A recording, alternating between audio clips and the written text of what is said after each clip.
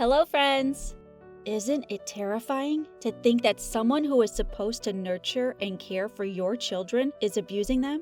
Hiring a nanny for a baby can be an emotional and difficult experience for a young family. The first time new parents are likely entrusting their child's care to someone else, it is often a stranger. It requires the highest level of trust, and when a nanny or daycare worker betrays that trust by abusing a child, parents take extreme measures.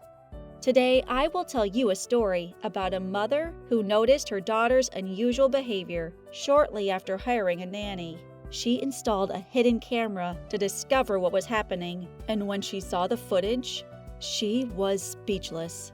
Stay until the end of the video to learn what she saw on the hidden camera. Make sure to subscribe and leave the comment down below saying, "I subscribed," and we'll try our best to reply to your comment.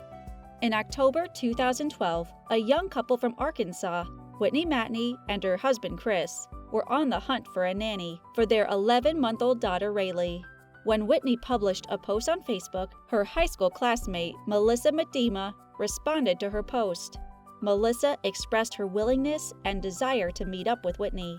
Despite being relieved to find an acquaintance interested in the position, Whitney investigated Melissa's background and some other details. After having a background check and speaking with one reference, Whitney decided to call Melissa and offer the nanny position to her. During the first interaction, Melissa got along well with the 11-month-old baby, and it seemed like the baby also liked her future nanny. As a result, Melissa was hired instantly, without any doubt. She seemed to be a fantastic fit for Rayleigh, but from the first day of work, Whitney found that Rayleigh began acting strangely. One day, when Whitney went into Rayleigh's bedroom, her daughter started screaming. However, Whitney thought that she was just tired or maybe sick. Nevertheless, there were many additional indicators. According to Melissa, Rayleigh was taking 4-hour naps during the day. However, her mother knew that the baby would only sleep for an hour or so, never for 4 hours. So Whitney pondered if the nanny was giving her daughter some medication to make her sleep throughout the day. However, she dismissed this thought, believing she was merely acting like an ignorant first-time mom. Meanwhile, Rayleigh continued to cry, run, and cling to either Whitney or her dad whenever Melissa would show up for work. When Whitney noticed this, she called the doctor to inquire about the behavior. The doctor explained that Rayleigh was having separation anxiety. These may appear to some as apparent warning signs, but for Whitney and her husband, discovering what was wrong was not such an easy task. There was one thing going on in Whitney's house that would make any parent's ears perk up. Her house was suddenly spotless, almost too clean. Whitney noted that when she watched Rayleigh, she could only clean half of a room before she had to help her with anything. Whitney couldn't figure out how Melissa was able to clean so much and so well, while also taking care of her little girl. So, about 4.5 weeks in, Whitney installed a clock radio nanny cam in her living room. She put up the camera because she thought Melissa was leaving her daughter in the bouncer for too long.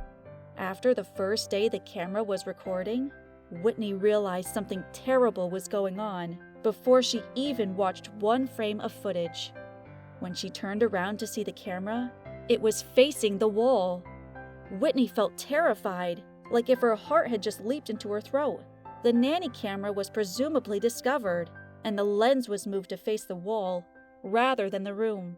Whitney's worst worries were fulfilled when she started watching the recording. She found out Rayleigh was left in the bouncer for around 2 hours by the nanny. Melissa was also caught on tape spanking Rayleigh, and worst of all, brutally shaking her like a rag doll. Whitney became concerned that her daughter had unseen injuries and was enraged with the woman she had entrusted with her daughter. Right after seeing the footage, she phoned the cops and took her daughter to the hospital. Fortunately, Rayleigh was uninjured when she was examined. When the nanny returned after 2 days, she was greeted by cops. Even though the nanny was caught, Whitney felt guilty for failing to recognize the warning signs sooner. Since Rayleigh was not physically wounded, Melissa was convicted for jeopardizing the life of a kid. In Arkansas, it is a Class D felony, which is the least serious level. Melissa was sentenced to 90 days in prison, as well as 3 years of probation. Whitney thought the sentence was too lenient. The biggest issue she had was that Melissa was able to take advantage of Arkansas Act 346.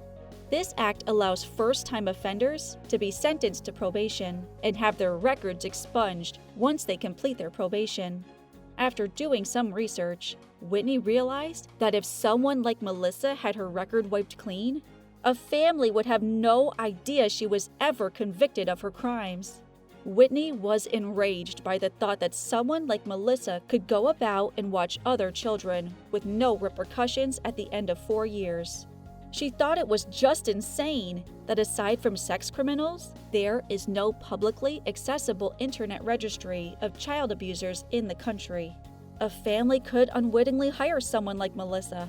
Since then, Whitney has worked to protect others from being subjected to persons like Melissa, who have committed crimes and had their records wiped clean. She believed that at the very least, their faces should be visible to parents. Rayleigh is currently 3 years old. Now that the awful tragedy has passed, the little girl has been able to move on from her suffering at the hands of her former nanny. Whitney, who is now a lawyer and a mother on a mission, has been working with Senator John Woods to attempt to help other families avoid nightmare nannies before the cameras are turned on. They sent a bill to the authorities in 2015, requesting that the Child Abuse Registry be implemented. It turns out that her hard work paid off handsomely.